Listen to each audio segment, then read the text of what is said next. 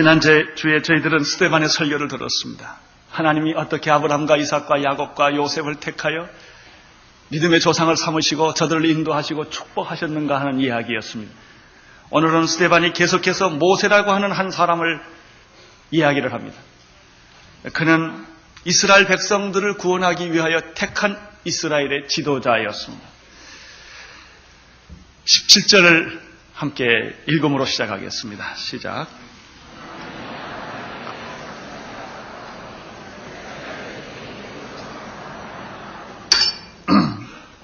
여기서 우리는 모세를 인도하신 하나님은 아브라함을 인도하셨던 바로 그 하나님이라는 사실입니다. 아브라함을 인도했던 하나님은 어떤 하나님이십니까? 약속의 하나님이십니다. 하나님은 그냥 일하시지 않습니다. 반드시 약속하시고 일하십니다. 하나님은 예언하시고 성취하십니다.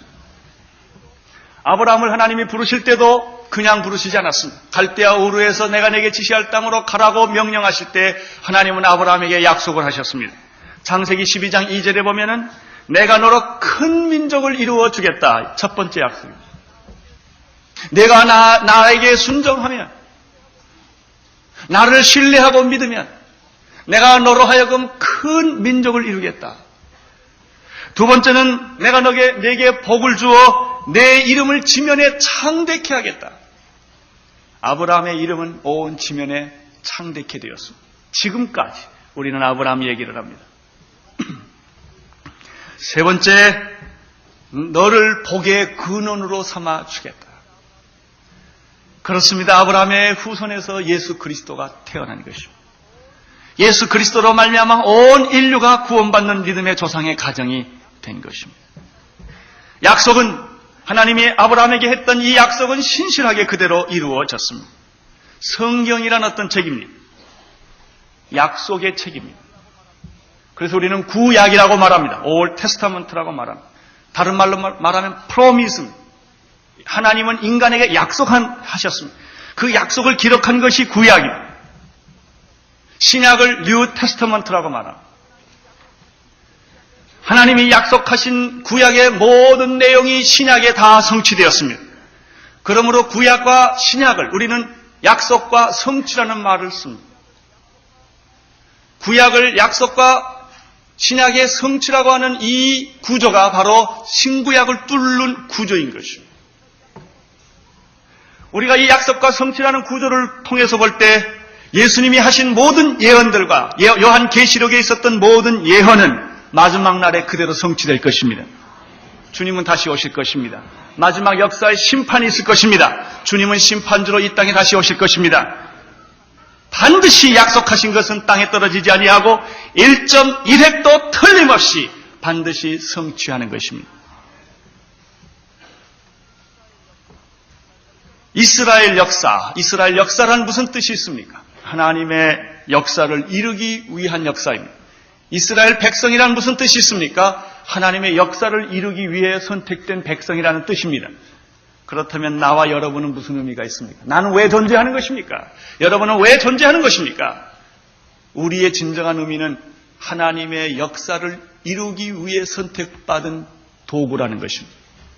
그때만이 우리의 진정한 삶의 의미가 보여지는 것입니다.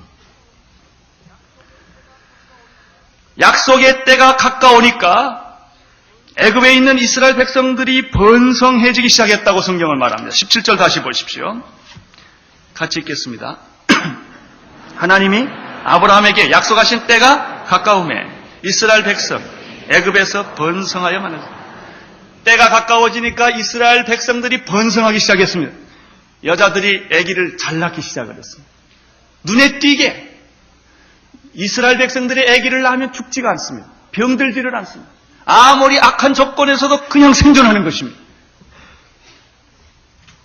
18절 19절을 보십시오. 시작.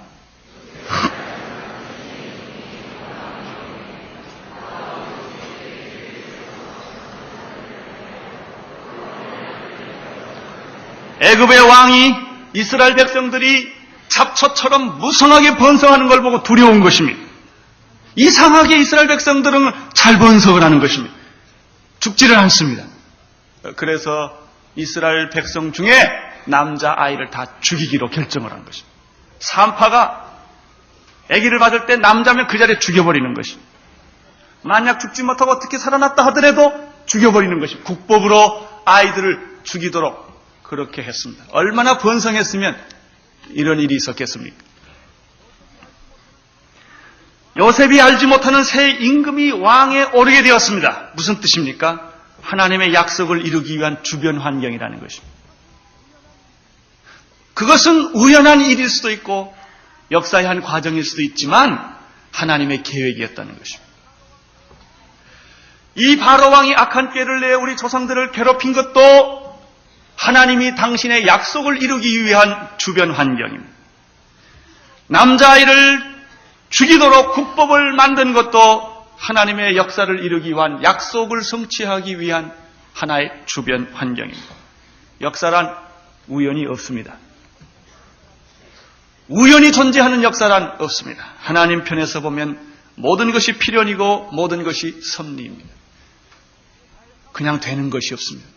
나의 삶도 나의 죽음도 내 주변에서 일어나고 있는 시시한 일 하나도 그것은 우연이 아닙니다. 우연이 된 것이 없습니다. 하나님의 약속을 이루기 위한 하나님의 주변 환경일 뿐입니다. 20절에서 22절까지 읽겠습니다. 시작.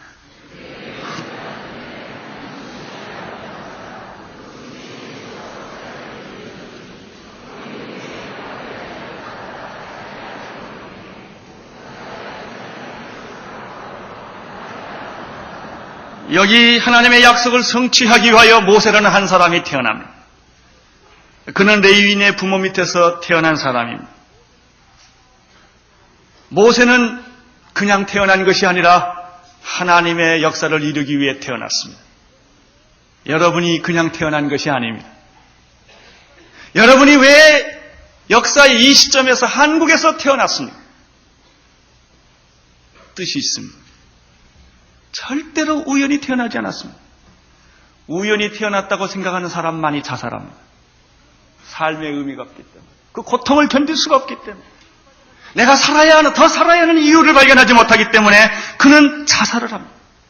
하나님의 뜻을 발견한 사람은 결코 자살하지 않습니다. 스데반은 모세의 생애를 3기로 요약을 해줍니다. 1기가 있고 2기가 있고 3기가 있습니다. 나이를 정해가면서 스데반이 얘기를 합니다. 그의 첫 생애는 40세까지였습니다. 모세의 첫 생애는 자아를 깨닫는 기간이었습니다. 절망적인 환경에서 태어나서 영광의 자리에 앉기까지의 생애가 모세의 생애의 제1기에 해당합니다. 모세는 태어날 당시 죽음의 환경에서 태어났습니다.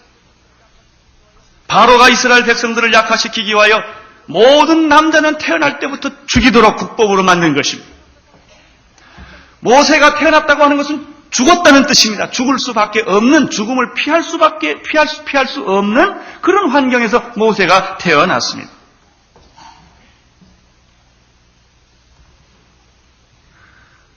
저는 어머님의 등 옆에서 어렸을 때 피난을 나왔습니다. 피난 나온 사람들은 그 6.25의 환경, 주변 환경에 영향을 받습니다. 아무리 잘하고 싶어도 어떻게 할 수가 없습니다. 여기 계신 분 가운데 50 이상 넘으신 분들은 제대로 교육을 받을 환경이 못 됐어요. 다 쪼각난 공부들을 하신 분입니다. 판잣집에서 공부하신 분들입니다. 내가 원해도 어떻게 할 수가 없습니다. 환경이 그렇게 되어 있는 것입니다. 일제의 압박 속에 살았던 사람은 그 역사의 환경, 주변 환경에 영향을 받을 수밖에 없는 것입니다. 6.25의 환경 속에 있었던 사람들은 별 방법이 없는 것입니다. 다 피난민의 생활을 해야 했고, 구제품을 먹어야 했고, 깡통을 따먹어야 했고, 거지 노릇을 하면서 살 수밖에 없었던 것이 그 주변 환경입니다. 모세가 태어나던 그때는 태어나면 죽어야만 합니다. 살 길이 없는, 만약에 숨겨서 살려도 살 수가 없는 그런 비참한 절망적인 상황에서 모세가 태어났습니다. 그런데 모세가 죽지 않았다는 것입니다. 우리는 여기서 재미있는 사실 하나를 발견합니다. 하나님의 약속과 섭리가 있으면 죽을 수밖에 없는 최악의 상황에서도 죽지 않는다는 것입니다. 어떤 사람은 안 죽을 것 같은데 쉽게 죽는 분이 있어요. 어떤 분은 죽을 것 같은데 계속 안 죽는 분이 있어요. 질기게 안 죽어요. 하나님의 섭리 때문에 그런 것입니다. 스데반은 모세의 생애를 쉽게 4가지로 요약을 했습니다. 그가 태어났다는 것입니다. 죽음의 환경에서 태어났다는 것입니다. 탄생 자체가 죽음인 것입니다. 그러나 부모는 그를 죽일 수가 없었습니다. 3개월 동안 그를 숨겨서 키웠다고 말했습니다. 그러나 더 이상 키울 수가 없어서 그 부모들은 갈대 역청을 발라서 그 아이를 거기다 놓고 나일강가에다가 죽음의 여행을 시키는 것입니다. 이제는 더 이상 어떻게 할 수가 없기 때문에, 숨길 수가 없기 때문에 그 갈대 상자에서 정처 없이 떠나가는 신세가 바로 모세였습니다. 그런데 이상합니다.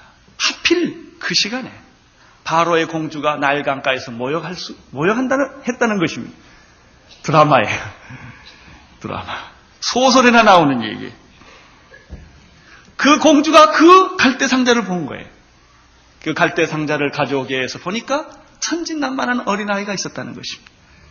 이 공주는 이 아이를 자기의 양아들로 삼게 되었습니다. 죽음의 여행을 하던 석 달밖에 되지 않은 모세는 하루아침에 공주의 아들로 변신을 한 것입니다. 공주의 아들이라고 하는 왕자의 신분을 갖게 된 주변 환경을 갖게 된 것입니다. 그래서 그는 당대 최고의 학문인 애굽의 모든 학문을 다 배울 수가 있게 되었습니다. 그는 왕자의 특권을 갖게 되었습니다. 말과 행사가 완벽한 신사가 된 것입니다. 그의 나이가 40입니다. 얼마나 놀라운 역사입니까? 우리는 가끔 부모 없이 태어나는 아이들을 봅니다. 부모 없이 태어났겠어요? 애기 낳아놓고 부모가 다 도망갔지요. 어떤 한 여자가 임신을 했어요. 남편이 누군지를 몰라요. 애기 낳고 가버리는 것입니다. 던져버리는 것입니다. 옛날에는 전쟁 고아가 있었습니다. 요즘에는 향락의 자녀들이 버려진 일이 많습니다. 어떤 자녀들은 태어나면서부터 불구의 몸으로, 선천적으로 불구의 몸으로 태어나기도 합니다. 어떤 자녀는 가만히 속에서 태어납니다. 우리나라 유명한 소경 목사인 양정신 목사님은 여자가 많이 태어났습니다. 그래서 남자가 태어나기를 바랐는데 또 여자입니다. 가난하기 때문에 그 아이를 핏덩이를 가만히 속에 넣어버려서 죽으라고. 그러나 죽지 않고 살아나서 목사까지 되었습니다. 그는 봉사가 되었습니다. 그렇게 태어난 아이도 있습니다. 변속관에서 태어난 아이도 있습니다. 피난 가다가 길거리에서 태어난 아이도 있습니다. 그러나 이 기막힌 인생의 여정과 우여곡절의 드라마 같은 그런 인생 속에서도 하나님은 역사하신다는 것입니다. 모세를 보십시오. 이 불행한 역사가, 불행한 생애가 하나님께 초점될 때는 그의 생애가 고난이 깊을수록 더 귀하고 아름다운 생애로 변신할 수 있다는 것입니다. 이것이 바로 우리가 모세의 생애를 통해서 발견하는 것입니다. 23절과 29절을 보십시오. 시작.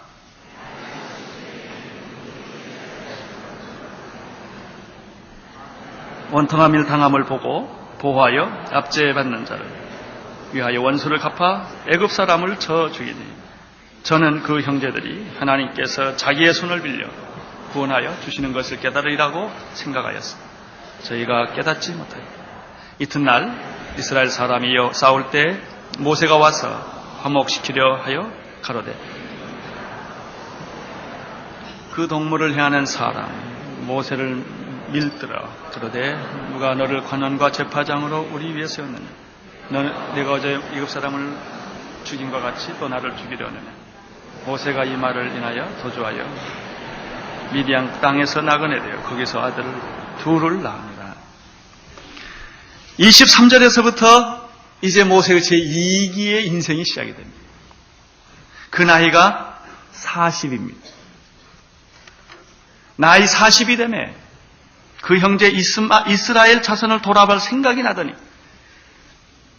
40이 돼서야 그는 민족을 생각했습니다. 자기 동족을 생각하게 되었습니다. 모세의 제1기의 생애는 자아가 눈뜰 때면 때라면 모세의 제2기의 인생은 민족과 역사에 대해서 눈뜰 때입니다. 쉽게 말하면 모세가 철이 좀 든 것입니다. 이 세상에는 아직도 철들지 않는 어른들이 참 많습니다. 나이 40이 넘어서도 민족과 역사를 생각하지 못하는 사람들. 나이 40이 넘어서도 자기 삶의 주변에서 헤어나지 못하는 분들이 참 많습니다. 나라와 역사, 민족은 그만두고라도 자기 가족 하나 잘 돌보지 못하는 철없는 어른들이 참 많습니다. 남에게 신세를 지는 어른들입니다. 어떤 사람은 나이와 상관없이 철이 일찍 든 사람도 있습니다. 모세는 나이 40이 돼서야 민족에 대해서 눈을 떴습니다. 나이 40이 되어 그 형제 이스라엘 자손을 볼 생각이 난 것입니다. 그는 자기 백성들이 억울하게 종살이하는 것을 보았습니다. 억울하게 재판당하는 것을 보았습니다. 자기 백성들이 압제를 당하는 것을 보았습니다. 자기는 왕족의 신분에 있지만은 자기 민족이 고통당하는 것을 보면서 가슴이 아팠습니다. 어느 날 애굽 사람이 이스라엘 백성들을 핍박하는 걸 보았습니다. 너무나 핍박을 한 것입니다. 모세가 화가 나서 거기에 개입을 했습니다. 이스라엘 편을 들다가 애굽 사람을 쳐 죽이게 됩니다. 여기에 바로 철이 든 사람의 좌절감이 있습니다. 한계가 있습니다. 즉 선한 애국심은 결국 살인하게 된다는 논리입니다. 안중근과 이등박문을 생각해 보십시오. 우리나라 사람에게 안중근은 귀한 사람입니다. 그러나 일본 사람에게는 기분 나쁜 사람입니다. 이등박문을 생각해 보십시오. 우리나라 사람에게는 기분 나쁜 사람이지만 일본 사람에게는 영웅입니다. 누가 애국자고 누가 영웅입니까? 애국이란 그 민족에게 있어서는 절대적인 것이지만 그 상대편 민족에게 있어서는 상대적인 것입니다. 그렇습니다. 이것이 바로 민족이니 애국의 한계입니다. 내 민족은 내가 중요하지만 다른 민족에게서는 내가 중요한 게 아닙니다. 우리가 원수일 수도 있다는 것이죠. 애국이나 민족이나 휴머니즘이나 박애나 모두 다 마찬가지입니다. 이것이 바로 인간의 선의 한계요 인간의 진리의 한계입니다. 이스라엘과 애굽 사람들이 다툴 때 모세는 본의 아니게 애굽 사람을 죽였습니다. 애국심 때문에, 민족적 그런 자부심 때문에, 자기 동족을 사랑하기 때문에 그렇게 했습니다. 그러나 문제는 이스라엘 사람들끼리 서로 싸우게 될 때 모세는 당황한 것입니다. 일제시대 때는 우리의 적이 분명했습니다. 6.25를 거치고 일제를 거치고 난 다음에 어떻게 됐습니까? 우리 민족끼리 피나는 서로 암투가 있었던 것이 서로가 서로를 피투성이가 되도록 싸우고 죽이는 것입니다. 남의 민족하고 싸울 때는 이해가 되는데 우리 민족끼리 그렇게 헐뜯고 싸울 때 누구 편에 서야 애국입니까? 누구 편에 서야 합니까? 이 정당에 가입해야 됩니까? 저 정당에 가입을 해야 됩니까? 여당이 돼야 됩니까? 야당이 돼야 됩니까? 심각한 딜레마. 모세에 있어서는 자기 민족끼리 서로 이렇게 헐뜯고 싸우는 걸 보면서 모세가 너무나 가슴이 아팠던 것입니다.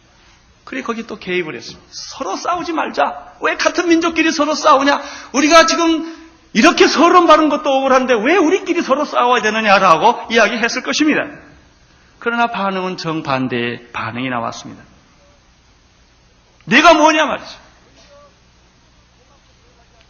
오히려 그것을 고맙게 생각하지 아니하고 서로 싸우던 그 사람들은 모세를 밀어뜨리면서 애굽 사람을 죽이더니 내가 우리까지 죽이려고 그러냐? 내가 우리의 재판장이냐? 이러고 모세를 코나로 모은 것입니다. 모세 편에서 볼 때는 얼마나 섭섭했겠습니까? 얼마나 기가 막히겠습니까? 이것이 인간의 정의입니다. 이게 인간의 애국심의 결과입니다. 그는 할 수 없이 미디안 강야로 도망갈 수밖에 없었습니다. 모세의 애국이나 정의는 다 어디로 가버린 것입니까? 그는 말 못하는 짐승과 함께 미디안 광야에서 나그네처럼 살아야 했습니다. 살인자의 누명을 쓰고 그리고 거기서 평범한 한 여자와 결혼을 했고 두 아이의 아버지가 되었습니다. 이게 모세의 전부입니다. 그게 모세의 이기의 생의 전부입니다. 그 나이 40에서 80, 한참 일할 나이입니다. 머리가 반짝거리는 나이입니다. 정열이 있고 건강이 있고 아이디어가 있는 뭔가 해볼 수 있는 나이에 하나님은 완전히 그를 길을 죽여놓은 것입니다. 우리는 가끔 그런 말 하는데 젊은 사람이 죽으면 아깝다고 그럽니다. 더 일할 수 있는데 뭐가 아까워야 아깝기는 하나도 아까울 거 없어요. 하나님은 여러분이 건강이 있고 머리가 있고 정열이 있다고 일시키는 게 아닙니다. 그게 죽을 때까지 기다리는 것입니다. 내가 능력이 있을 때 하나님은 역사 안 합니다. 내가 무능할 때 하나님은 역사합니다. 내가 뭔가 할 수 있다고 자부심을 가질 때 하나님은 역사 안 합니다. 돈 있을 때 하나님은 역사 안 합니다. 그 돈 다 까먹을 때까지 기다립니다. 그게 하나님 방법입니다. 하나님의 능력이 없어서 여러분의 돈과 여러분의 지능과 여러분의 지위를 하나님이 탐내는 분이 아니라는 것입니다. 하나님은 모세가 완전히 꼬꾸라질 때까지 글을 쓰지 않습니다.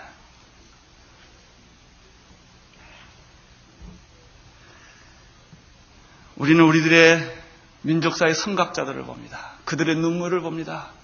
그리고 그들의 말년을 봅니다. 바로 이것이 인간의 도덕과 애국과 휴머니즘과 박애주의의 한계인 것입니다. 30절에서 32절을 읽겠습니다. 시작.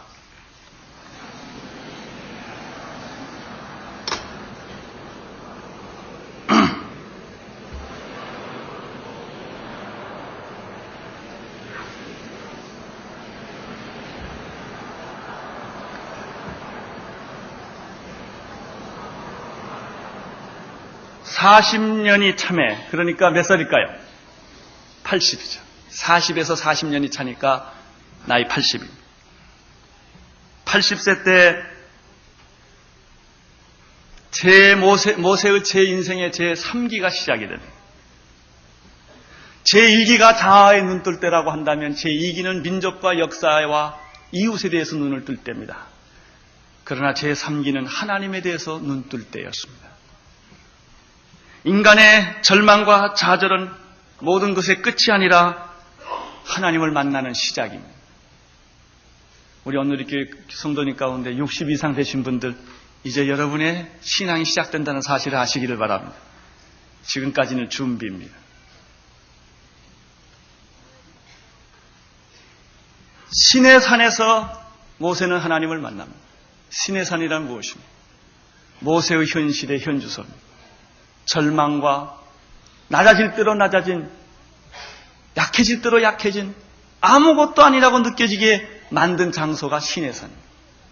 그 신의 산에서 1, 2년이 아니에요. 요즘 감옥에 들어간 사람 잘 가야 한 5년 살더라고. 한 1년에서. 아무리 뭐 몇십 년 해도 한 2, 3년이면 다 나오는데 40년입니다. 40년. 똑같은 생활을, 청춘을 송두리째 뺏겨버린 거예요. 그래도 하나님은 그 사람을 붙들고 일을 하십니다. 가장 밑바닥에서 그는 하나님을 만났습니다. 가장 낮은 자리에서 그가 하나님을 만났습니다. 이분이 하나님이십니다. 우리는 하나님을 만나기는 너무나 교만합니다. 너무 자리가 편합니다. 너무나 모든 것이 완벽하기 때문에 하나님이 잘 느껴지지 않습니다. 그곳에서는 하나님이 느껴지지 않습니다. 여러분이 모든 인생의 껍질을 다 벗고 거품이 사라지고 지위와 건강과 젊음이 다 사라지고 돈이 사라지고 여러분의 자신의 현실의 모습으로 돌아올 때 하나님은 거기 계십니다. 그리고 그 하나님이 여러분의 하나님이십니다. 하나님은 불꽃 속에서 나타났습니다. 타지 않는 나무, 불꽃 속에 하나님은 임재하셨습니다. 그리고 하나님의 음성이 들렸습니다. 나는 내 조상의 하나님, 즉 아브라함의 하나님, 이삭의 하나님, 야곱의 하나님이다. 이 말을 듣는 순간에 모세는 두려움과 무서움으로 떨고 있었습니다. 하나님을 알아보지 못할 만큼 두려움에 떨고 있었습니다. 진정으로 하나님을 만난 사람은 방자하지 않습니다. 함부로 말하지 않습니다. 두려움이 있는 것입니다. 한 번 매를 맞아본 사람들은 압니다. 하나님은 사랑이시지만 얼마나 우리가 경외해야 할 대상인가를 압니다. 모세는 떨었습니다. 두려웠습니다. 이게 하나님.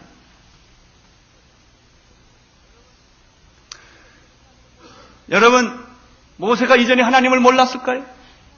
이스라엘 백성으로서 레위인으로 태어났는데 그가 하나님을 몰랐을까요? 율법을 안 읽었을까요? 다 했습니다.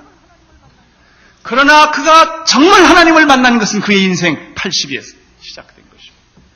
나는 여러분이 하나님을 이렇게 결정적으로 만나게 되기를 바랍니다. 결정적으로 그분을 만나야 합니다. 보통 우리는 만나고 있습니다. 그러나 보통 이렇게 만나는 것이 아니라 그분이 내 생애에 개입하셔야 합니다. 내 인생의 밑바닥에서부터 그분과 만나야 합니다. 이것이 하나님 만나는 것입니다. 이것이 하나님 믿는 것입니다.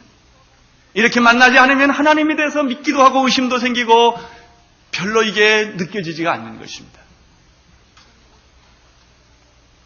이 지상의 모든 문학과 철학이란 무엇입니까? 제가 요즘에 베스트셀러라는 책들을 가끔 주워다가 이렇게 요즘 무슨 사람들이 글을 쓰나 하고 해서 자주 읽습니다. 앞에 있고 뒤에 있고 중간에 있고 몇 개 읽어보면 다 빤한 얘기들입니다. 빤한 얘기를 열심히 수천 페이지에 씁니다. 이렇게. 결론은 간단합니다. 인생이 아무것도 아니라는 겁니다. 그 하나를 쓰기 위해서 그렇게 아무튼 책을 만듭니다. 모든 문학, 철학은 하나님을 알기 위한 서론입니다. 서론 이상 아무것도 아닙니다. 거기에 절대로 해답이 없습니다. 문학의 구원이 없습니다. 철학의 구원이 없습니다. 구원을 위한 서론에 불과합니다. 드디어 모세는 하나님을 인식하기 시작했습니다. 리얼 갓, 진짜 하나님을 그는 보기 시작을 한 것입니다. 모세는 하나님의 음성을 들었습니다. 모세의 인생에 하나님이 개입하기 시작한 것입니다. 이것이 모세의 인생의 제3기입니다. 하나님은 모세의 인생의 한 부분을 점령하신 것이 아니라 그 인생 전체를 점령했습니다. 우리는 하나님을 믿습니다. 그러나 내 인생 전체 하나님을 받아들이는 것이 아니라 어느 한 부분의 하나님을 받아들이는 것입니다. 그래서 갈등이 있는 것입니다. 나는 여러분들이 하나님을 인생 전체에 받아들이기를 바랍니다. 부분에서 받아들이는 것이 아닙니다. 이 부분에서 하나님이 아니라 하나님이 내 인생 전체가 되어야 합니다. 지금까지는 모세는 자신을 생각했고 민족을 생각했고 역사를 생각했던 땅의 사람이었지만 하나님을 만난 순간부터 그는 하나님의 사람으로 변신을 하기 시작한 것입니다. 33절과 34절을 보십시오. 시작.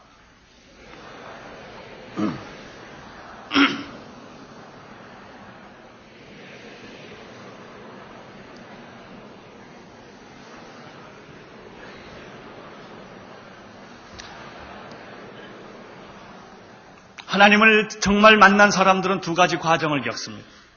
첫째는 신을 벗는 과정입니다. 하나님의 첫 번째 음성은 신을 벗어라 하는 것입니다. 내 과거를 단절하라. 내게 있는 옛사람을 벗어버려라. 여러분, 우리가 하나님을 향하여 뛰어가려고 하면 과거를 단절해야 합니다. 배가 출발하려면 밧줄을 풀어야 합니다. 밧줄을 묶어놓고 아무리 엔진을 돌려도 배는 안 갑니다. 왜 나의 믿음에 진보가 없습니까? 왜 나의 믿음에 기적이 없습니까? 왜 나의 믿음에 문제가 있습니까? 밧줄로 묶여있기 때문에.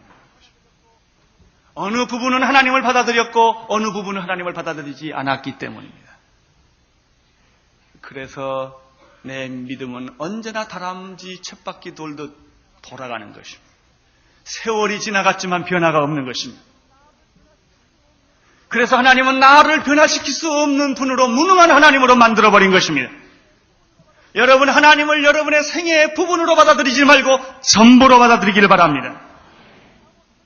우리는 어차피 하나님 피하고 살 수가 없습니다. 마지막 죽는 순간에 재산이 많은 걸 후회할 것입니다. 마지막 죽는 순간에 여러분들은 정말 후회하게 될 것입니다. 내가 이렇게 살지 않았어야 됐는데 내가 이렇게 허무하게 살았다. 하나님 앞에 갔을 때 무엇을 가지고 가겠습니까? 하나님 앞에 갔을 때 무슨 얘기를 하겠습니까? 여러분이 무엇을 했다고 말하겠습니까? 신을 벗어야 합니다. 심령이 거듭나야 합니다. 깨끗해야 합니다. 다른 사람의 문제가 아니라 내 문제입니다. 내 발에서 신을 벗기를 하나님이 원하십니다. 나는 여러분의 발에서 신을 벗게 되기를 바랍니다. 여러분의 가치관, 여러분의 인생관, 여러분의 삶의 계획, 여러분의 목적들이 다 벗겨져야 합니다. 여러분, 그릇에 물이 담기려면은 있는 내용이 없어져야 됩니다. 내 모습 안에 있는 모든 것들이 비어질 때 하나님의 은혜가 들어오는 것입니다. 두 번째, 하나님은 모세에게 이렇게 말을 한다. 내 백성이 애굽에서 괴로움을 받고 있다. 내가 정령이 그 괴로움을 보고 그 탄식 소리를 듣고 있다. 나는 저희를 구원하려고 지금 왔다. 그래서 내가 너를 애굽으로 보내는 것이다. 명령이 있습니다. 이것을 우리가 신학적으로 표현하면 선교명령, 선교. 너를 그래서 이 땅에 두었느니라.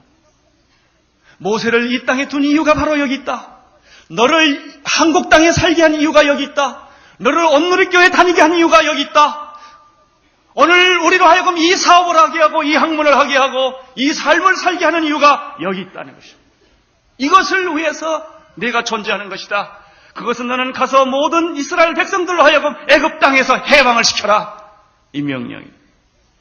명령이 없는데 어찌 사명이 있겠습니까? 부름이 없는데 무슨 사명이 있겠습니까?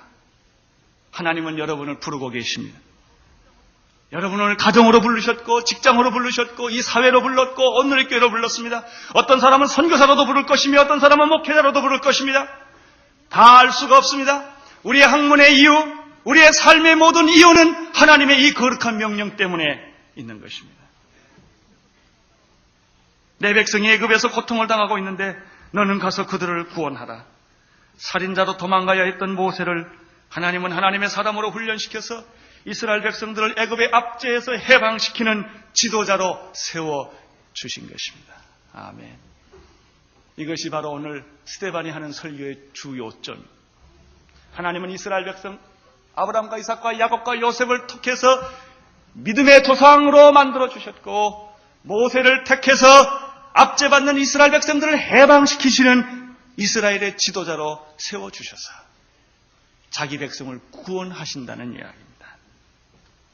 모세는 누굽니까? 36절을 보십시오. 모세. 이 사람이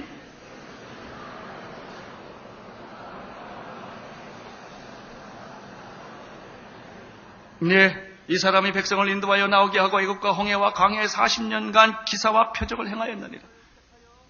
하나님은 모세를 택하여 애굽에서 나오게 하시고 홍해를 가르게 하시고 광야 40년 동안 기사와 표적을 통하여 이스라엘 백성들을 훈련시키는 훈련사였습니다. 그가 모세였습니다. 37절.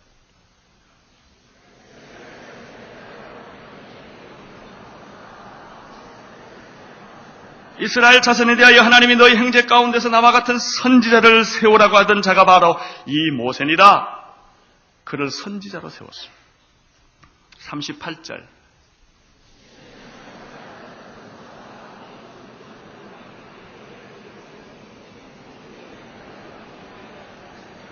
스데반은 40년 동안 천막을 치면서 이리저리 방황하던 그 광야 생활을 광야교회라는 말을 썼습니다.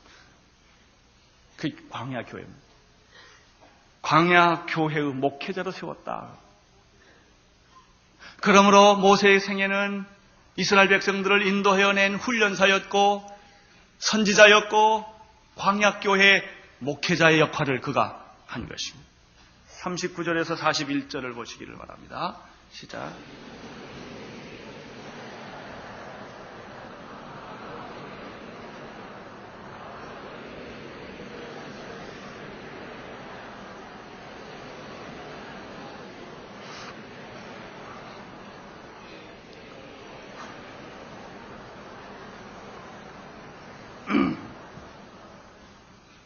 스데반의 설교의 목적은 첫째는 모세를 이렇게 이스라엘 지도자로 선지자로, 훈련사로, 목회자로 세워주셨던 하나님의 그 구원의 방법을, 구원의 얘기를 여기서 하고 있는 것입니다. 그러나 또 한 가지가 있습니다. 이렇게 설교하는 또 한 가지 이유가 있습니다.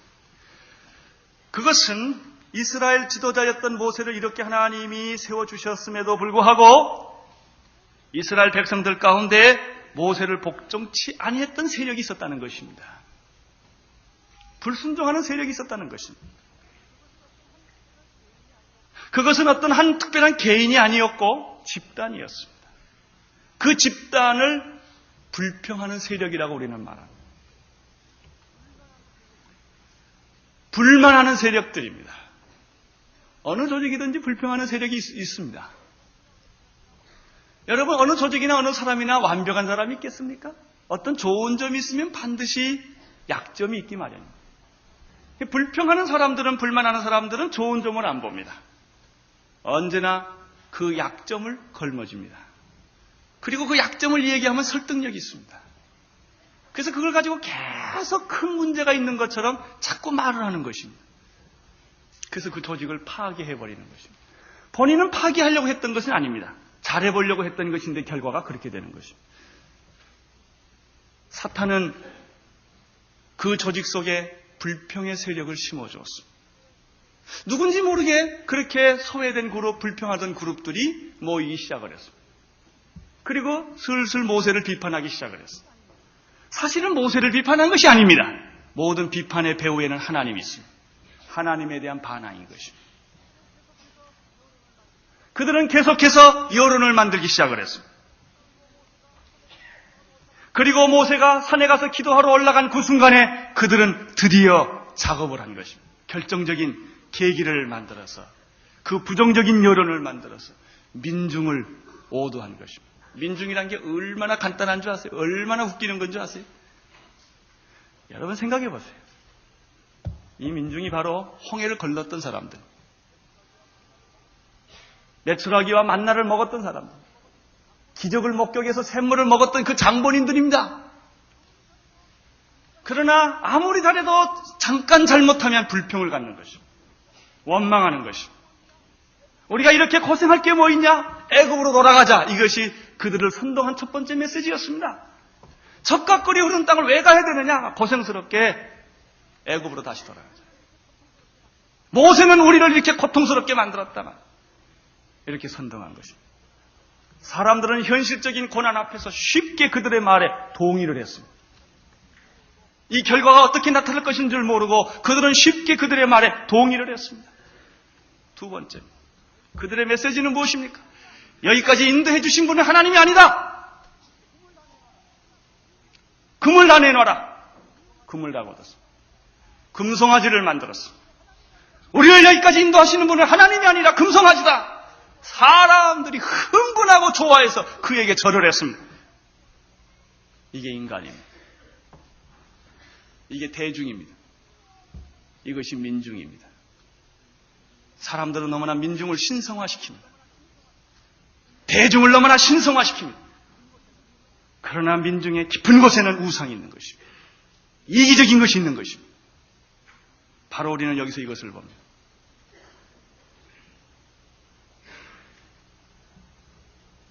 그렇게 불평하던 세력이 모세 때문에 있는 게 아니라 스데반에 의하면 지금도 있다는 것입니다. 그들이 누굽니까? 사도들을 비판했던 바리새인들, 서기관들과 대제사장들과 종교 지도자들이었던 것입니다. 그들은 하나님을 위해서 하나님의 이름으로 비판을 합니다. 그러나 그 비판은 결국 하나님에 대한 비판이었던 것입니다. 여러분, 스데반이 이렇게 설교를 했기 때문에 그들이 잘 듣고 자기가 모세인 줄 알고 아브라함인 줄 알고 기분 좋다가 결정적인 순간에 바로 너희들이 선지자를 죽였던 사람들이다 말을 하는 순간에 얼굴이 이그러지고 이를 갈고 스데반을 돌로 쳐 죽인 것입니다. 그래서 죽인 거예요. 그 불평하던 정체가 없는 어떤 세력은 지금도 존재합니다. 나는 온누리교회 여러분들이 불평하는 세력에 가담하지 않게 되기를 바랍니다. 부정적인 시각을 갖지 않게 되기를 바랍니다. 우리 온누리교회 과거 500명, 1000명 있을 때 생각하지 마십시오. 앞으로 10,000명, 20,000명이 될 온누리교회를 생각하셔야 됩니다. 그리고 꿈을 꿔야 합니다. 그리고 어떻게 온누리교회는 변해야 될 것인가? 온누리교회는 어떻게 이 하나님의 축복과 하나님의 기적과 하나님의 응답에 우리는 응답할 것인가? 온누리교회를 여기 하나만 생각하면 안 됩니다. 이 똑같은 온누리교회를 10개, 20개, 100개를 생각해야 합니다. 곳곳에 이런 교회가 있으면 얼마나 좋겠습니까? 전 세계에 이런 교회가 있으면 얼마나 좋겠습니까? 나는 여러분들이 거기에 목회자로 가기를 바랍니다. 거기에 장로로 가기를 바랍니다. 거기에 집사로 가기를 바랍니다. 이런 꿈을 꿔야 되지 않겠습니까? 우리 교회 안에는 위원회만 생각하지 마십시오. 그럼 자꾸 싸우게 됩니다. 누가 위원장이냐? 이게 관심 있어요. 과거 지향적이 되면 안 됩니다. 하나님의 미래에 우리가 같이 가야 합니다. 하나님은 우리의 생애를 통하여 얼마나 아름다운 일을 하실 것인가? 순이 쪼개질 때 걱정하지 마세요. 할렐루야 하세요. 순 쪼기면 막 물어요. 안 쪼기려고 이렇게. 하나님의 미래를 생각하세요. 우리가 청년회가 이번에 3부가 더 늘어납니다. 이번에 8부가 됩니다. 그러니까 재밌게 자기들끼리 150명, 200명, 300명 놀다가 이걸 다 쪼개니까 아주 마음들이 허전할 거예요. 할렐루야 하세요. 쪼개나가야 하는 것입니다. 왜? 우리는 하나님의 미래를 보기 때문에. 청년부가 지금 300명에서 한 부가 80명으로 줄어들었어요. 그 80명의 청년들은 300명의 향수를 가지면 되는 것이 아니라 앞으로 새로 올 300명을 환상을 그리는. 얼마나 멋있어요. 여러분의 가정도 마찬가지고 여러분의 사업도 마찬가지고 여러분의 인생도 마찬가지입니다. 과거에 연연하지 마세요. 우리 온누리교회가 이렇게 크고 좋은 곳에 연연하면 안 됩니다. 하나님이 앞으로 하실 그 엄청난 일에 우리는 함께 기도하며 함께 꿈을 꾸며 함께 환상을 보아야 합니다. 이게 초대교회입니다.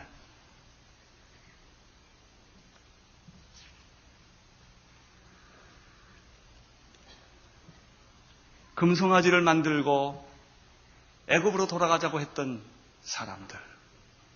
그건 모세 때도 있었고 스데반 때도 있었습니다. 지금도 있을 수 있습니다. 여러분, 하나님과 함께 성령의 음성을 들으십시오. 부정적인 생각을 아예 지워버리십시오. 부정적인 생각을 많이 하면 부정적인 체질이 됩니다. 비판을 많이 하면 비판적인 체질이 됩니다. 그것이 굉장히 지성적이고 멋진 것 같지만 늘 최후는 비참합니다. 모든 것을 좋게 생각하십시오. 긍정적으로 생각하십시오. 믿음은 바라는 것들의 실상이요, 보이지 못하는 것의 증거입니다. 우리는 황당무계한 인간의 야망을 꿈꾸자는 얘기는 결코 아닙니다. 하나님이 주시는 위대한 비전을 갖자는 얘기입니다. 기도하겠습니다. 하나님 아버지, 오늘 이 말씀을 통하여 모세를 통하여 우리에게 가르쳐 주신 교훈을 인하여 감사를 드립니다. 더욱더 놀랍고 더욱더 감격스러운 삶을 살게 하여 주시옵소서. 예수님 이름으로 기도드리옵나이다.